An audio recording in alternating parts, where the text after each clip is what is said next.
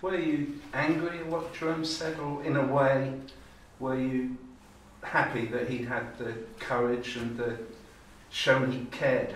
I was not angry one bit with Cameron Jerome or anything what he said at all, no. Yeah. What he said, I mean, it could be seen as damaging, but in a way... Damaging to who? Damaging to the dressing room, damaging to the relationship. Yeah, but see the one thing I'm going to say, right, and this is what happens all the time, see if you're a fan or whatever you are, and you turn around and you say you want people to be honest, you don't want no lines getting trotted out week after week, and then what happens is somebody's honest and then it's, oh my God, I can't believe he said that. So what do you want? Do you want him to be honest, or do you want him to kid on? Well, you always want them to be honest. Well, that's what it was. Yeah. So what we should be doing is we should be talking about how honest Cam was and how the lads now need to respond and go into the game on Tuesday. That should be the discussion. Does the fact he showed how much he cares, does that ultimately help the team then? Well, I'd like to think it would do, yeah. Because ultimately, if you're a fan, do you want somebody who cares and who's not happy in the situation we find ourselves in? Or do you want somebody who just lets it wash over them and is quite comfortable because they pick up a good salary each week? Because I know what I want. There's going to be different reactions in the dressing room, that's football. There'll be some that are happy with that, there'll be some that are disappointed, there'll be some that, you know, will carry on doing what they do regardless. So it's always disappointing to see someone lose their job, but as players and as captain myself, I back the board 100% with what they do. We have to move on, and today, like I said to the lads, it was about a response to show that, you know, there's nowhere to hide for us as players. The manager's gone, there's no excuses, there's no one else to blame, and today, you know, we've played our part in him going, which isn't nice, and today we had to show a response, and I think we did that. Stuart, Michael Bailey, just a couple from me. Nice to meet you. Hi. In terms of looking from the outside in, what's gone wrong for Norwich this season? Oh yeah, good question. I don't know, because there's been periods when it's looked good, to be fair. You know, I've seen games where you go, not far away. Then I've seen games where you're like miles off. I don't know. Maybe this season is a combination of a few seasons. As an outsider looking in, you know, and I think it's very hard to judge something as an outsider because you don't know what's gone on. You know, I don't know what's gone on in the walls at the training ground or the stadium, and I'd never try and guess or be disrespectful for that, because sometimes things happen behind closed doors which people don't know about and you can never maybe talk about. But I think the point that this club has got to now is probably the result of 3 or 4 bad transfer windows. And I think we've sort of reached a tipping point, and we've got to turn that around. That's looking as a complete outsider. That's no one said that to me, and that's just an opinion formed on. Listen, I follow every club in England. It's my job at Huddersfield to what are they doing, what are they doing, what are they doing? Because Norwich City were a competitor, and yeah, that's what I'd probably put it down to. That's fine. Plenty of us have been following them, and we struggle to answer the question as well, so no problem there. Makes you feel better. Be remiss not to mention the Brighton reception. They're obviously still aware of what happened during the summer. What's your thoughts on that? No, I just take it. It was good banter. It is what it is, and fair play to Brighton. They've been amazing this season, and they deserve it. Yeah, where do you stand on that? Because I guess you could have been a Brighton player, as they kept telling you. I mean, how do you feel about that at this moment in time? It's just a decision. You live with it, you move on, and we'll get promoted next year, hopefully. There'll be quite a few what-ifs, so I'm going to ask you one. If Alan had come in sooner, if the managerial change had been made sooner, would you guys have finished in the top 6 this season? It's a difficult question.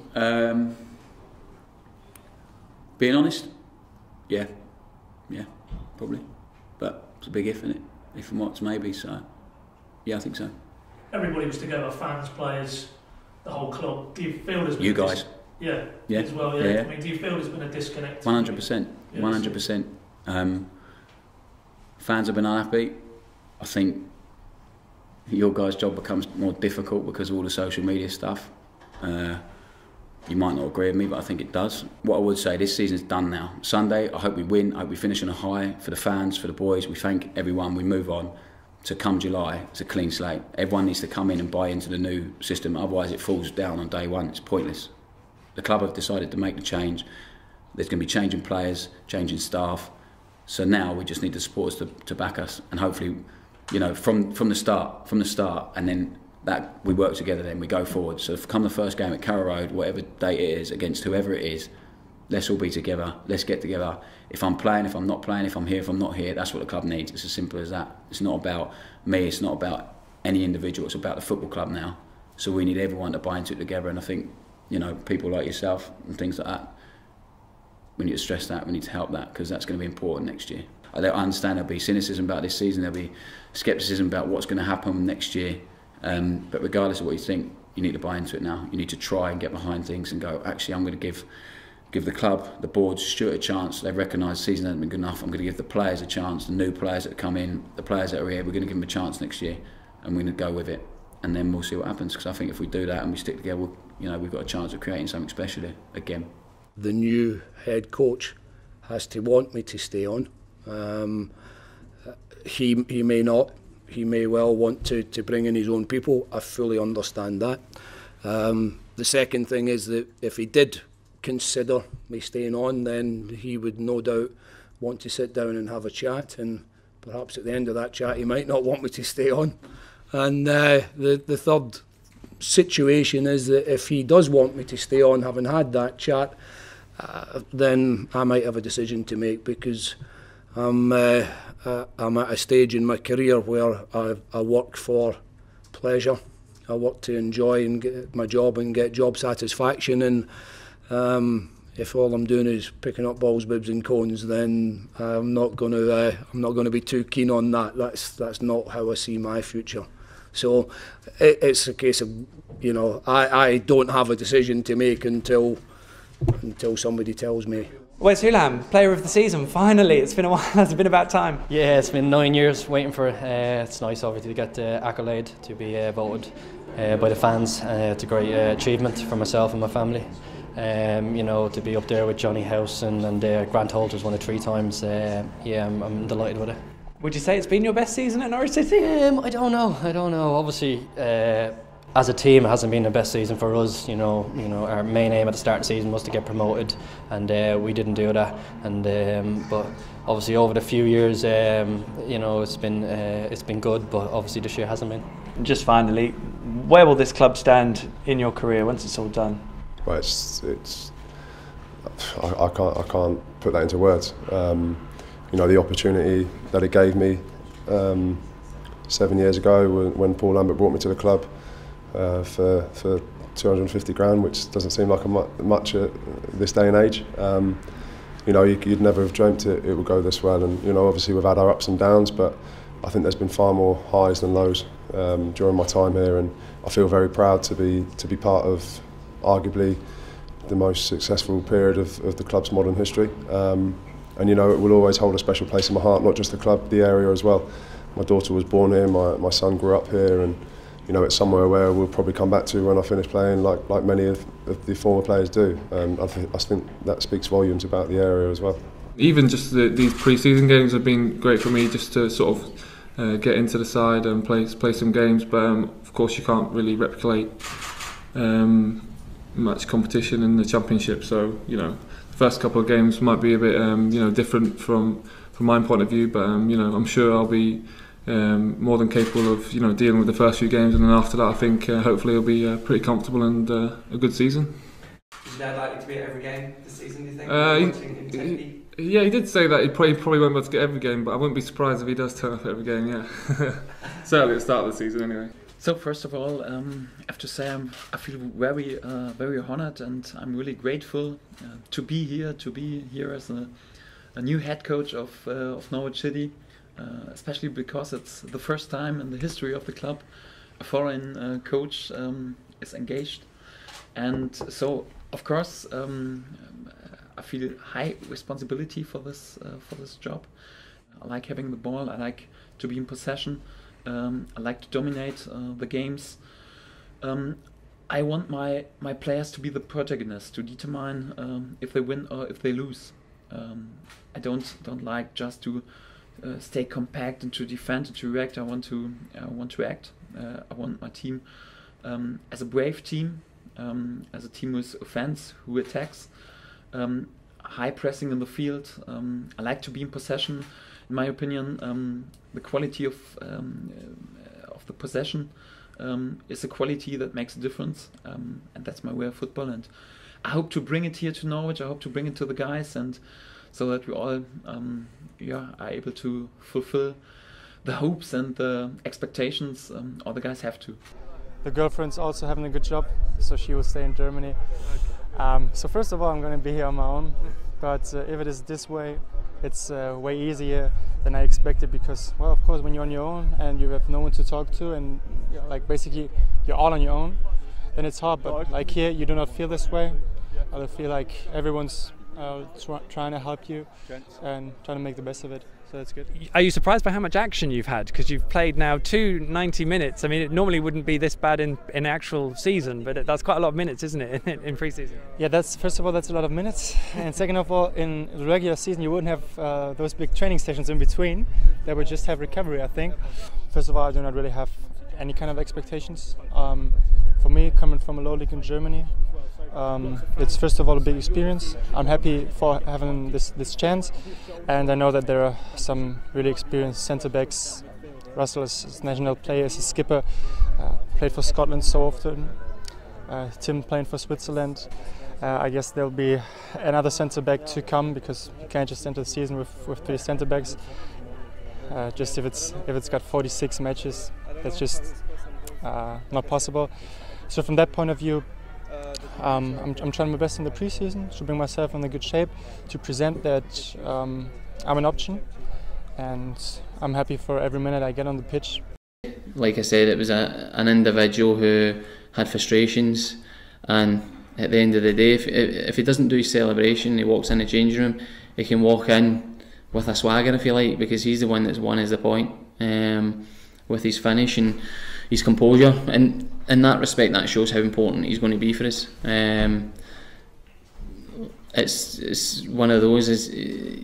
I think a lot of people think Nelson's more mature and older than he is. He's still got a bit of learning to do, and that's a prime example of it. But Nelson's a great character to have around this squad, and I'm sure he will be in the future. I heard a sentence, I don't know, I think it was Tony Adams, I'm not sure, but once he said, it's quite important that you love the name on the shirt, but not on the back side, on the front side. It's a club name, and that's my deep believing. So I think it's always about the club and not about one player. So for me, it's really important to have this feeling that all the guys are concentrated on working for the club, on doing everything for the club and not for himself. And that's my job. Don't talk so much about special players. It's my task to remind them on this topic. And if I've got the feeling, the impression, I have to remind them. I will act and I will remind them. Dear mate, where'd you start? Them not putting the team sheets in at 1:45. Well, they put the team sheets in at 1:45, but they didn't have. Was there a big crash around Sheffield this afternoon about 1 o'clock? A lot of traffic, yeah. A lot of traffic. Get there a bit earlier than that and find out. What you do is get the coach driver to do his job. Get the coach driver to do his job, right? And find out that if you're in the city centre, there might be a bit of. You know what? There might be a bit of traffic around the football ground about 1:30, because you know what? There might be about 28,000 turning up for a football game. So do your little bit of homework and possibly set off 10 minutes earlier or 15 minutes earlier. They went to crash on the M1 or the A14 or whatever. They were up here tonight or up here yesterday, in Sheffield today. If they were in Sheffield today, get to the game on time and get the team sheets in. Show the opposition manager and the opposition captain and the referee and the fourth official and the linesman and the assessor a little bit of respect. So that's my first one. 1:45, not there, on my own. So that was my first one. I look frustrated, of course. You know, we all are. The players are as well, and I think we paid the price of gifting them a goal. So I think definitely a lesson that needs to be learned, especially from recent weeks where we've done that. And of course, you know, in other games where we've done that, we've had the character and determination and got ourselves back in to the game and get back into it. But you can't continually do that, and we've done it too many times, especially in recent weeks where we've gifted a goal to the opposition. I think you could see clearly then for the rest of the game that their game plan was just to set with everyone behind the ball in their 18-yard box, and then for us to try and break them down. As I said, on and off the pitch, we're really becoming more and more a team, and you know that I'm always talking about this boat, but this is just one important thing for me, just to keep everyone in there, you know, and let no one falling out, no one, you know, drowning. If there is someone, just maybe, for example, Josh last couple of days, he fell out of the boat, yeah. But that's not the problem for us as a team, because we pick him up and we talk to him, and he knows exactly what to do. And that's the most important thing, that we're not here to, you know, judge the players. We're here to help them to improve, to, you know, let them think of what have I done wrong and what can I do better.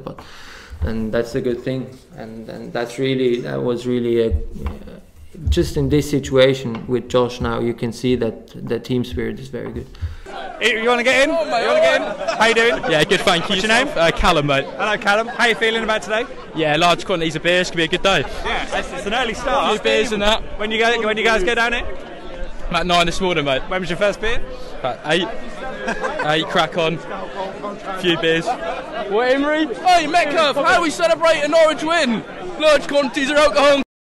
There you go. They're going to have a fun night tonight.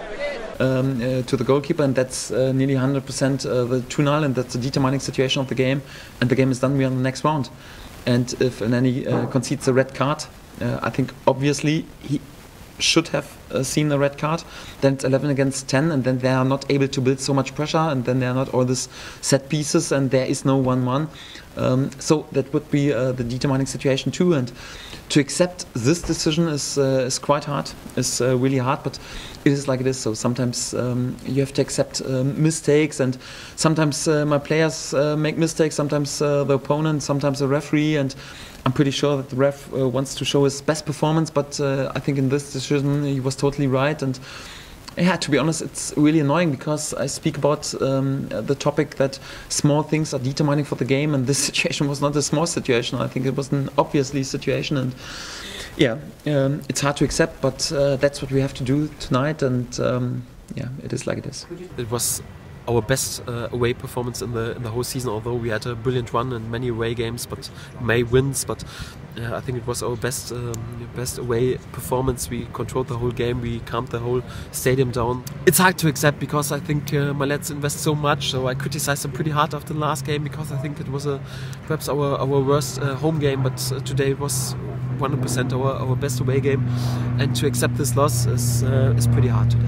No, when there's a bad result, the fans should criticize the coach. I think that helps to take the pressure a little bit away from the young lads. We had a pretty young team today on the pitch, and when you win the game, so all the credit, all the bonus, and all the applause goes to the players, and for that, just compliments for the lads today, and yeah, well done. All I can say for them.